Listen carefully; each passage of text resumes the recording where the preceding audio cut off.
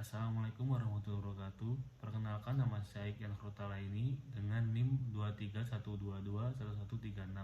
Kali ini saya akan membahas tentang pengertian sejarah dakwah, makna sejarah dakwah, ilmu untuk mempelajari sejarah, ruang lingkup sejarah, dan manfaat mempelajari sejarah dakwah. Sebelum masuk pembahasan, saya akan menjelaskan tentang latar belakang sejarah. Sejarah adalah catatan peristiwa-peristiwa yang terjadi pada masa lampau atau kisah dan peristiwa masa lampau umat manusia. Sedangkan menurut sejarawan muslim bernama Ibnu Khaldun, sejarah adalah catatan tentang perubahan yang terjadi pada watak masyarakat seperti keliaran, keramah tamahan, solidaritas, revolusi, dan pemberontakan sebagai akibat dari timbulnya negara dengan tingkat kegiatan dan kedudukan sosial yang bermacam-macam untuk mencapai penghidupan, ilmu pengetahuan, dan perubahan. Langsung masuk ke pembahasan. Pertama ialah pengertian sejarah dakwah. Sejarah dakwah berasal dari dua kata, yaitu sejarah dan dakwah. Sejarah berasal dari kata dalam bahasa Arab, yaitu syajaratun, yang berarti pohon. Mengapa demikian? Karena apabila kita menggambarkan secara sistematis, sejarah sama seperti pohon, berawal dari bibit, memiliki cabang dan ranting, lalu tumbuh dan berkembang sampai akhirnya layu dan kemudian tumbang atau mati. Istilah lain dari sejarah ada dari kata tarikh yang berasal dari tarik atau taurikh yang memiliki arti pemberitahuan tentang waktu. Dan dakwah secara bahasa artinya mengajak, menyeru atau memanggil. Sedangkan menurut istilah, dakwah adalah kegiatan mengajak manusia dengan cara bijaksana menuju jalan yang benar sesuai dengan perintah Tuhan demi kebahagiaan dunia akhirat. Singkatnya, menurut penulis, dakwah adalah kegiatan untuk mengajak umat manusia supaya dapat mengenal Islam dengan lebih mudah sehingga dapat menggapai kebahagiaan dunia akhirat. Dengan demikian, sejarah dakwah adalah peristiwa masa lampau umat manusia saat melakukan seruan atau ajakan mengenal Allah Subhanahu wa taala serta bagaimana reaksi para yang diseru dan perubahan-perubahan yang terjadi setelah dakwah dilakukan. Yang kedua adalah makna sejarah dakwah.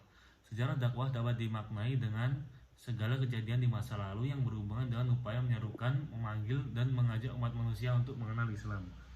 Selanjutnya adalah ilmu untuk mempelajari sejarah. Ilmu yang digunakan untuk mempelajari sejarah yaitu dibagi menjadi dua, antara lain ilmu bantu dan ilmu dasar. Ilmu dasar untuk mempelajari sejarah di antara lain yang pertama ada paleografi, yang kedua diplomasi, yang ketiga epigrafi, yang keempat kronologis, yang kelima sigilografi, yang keenam heraldik, yang ketujuh numismatika, dan yang kedelapan adalah genealogi. Sedangkan ilmu bantu yang digunakan untuk mempelajari sejarah dakwah di antara lain yang pertama geografi, yang kedua sosiologi, yang ketiga antropologi, yang keempat arkeologi, dan yang kelima ialah ilmu sejarah. Dan selanjutnya kita akan membahas tentang ruang lingkup sejarah. Ruang lingkup sejarah adalah seluruh peristiwa dalam berdakwah yang dilakukan para dai di masa lalu. Dan ruang lingkup sejarah dibedakan menjadi 5 elemen. Yang pertama ialah subjek dakwah, yang kedua metode dakwah, yang ketiga media dakwah, yang keempat materi dakwah, dan yang kelima ialah objek dakwah.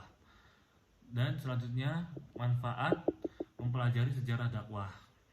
Dan mengkaji sejarah, kita dapat memperoleh informasi tentang ide, konsep, institusi, sistem, dan operasional dakwah dari waktu ke waktu. Sehingga sejarah tidak hanya memberikan romantisme tetapi juga memberi refleksi historis. Sehingga kita bisa memiliki sikap positif terhadap perubahan-perubahan sistem dakwah yang dilakukan sekarang untuk perkembangan dakwah pada masa mendatang.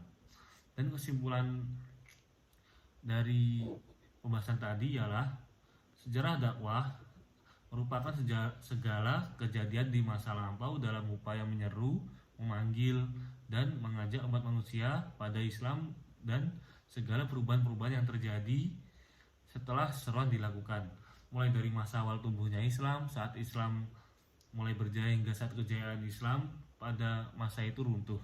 Untuk mempelajari sejarah dakwah diperlukan ilmu-ilmu yang memadai supaya mengurangi adanya kesalahan saat meneliti atau mempelajari sejarah dakwah. Dengan mempelajari sejarah dakwah, diharapkan masyarakat dapat memahami perkembangan dakwah dan mengambil manfaat untuk menyelesaikan problematik pada masa kini. Sekian dari saya, kurang lebihnya mohon maaf. Wassalamualaikum warahmatullahi wabarakatuh.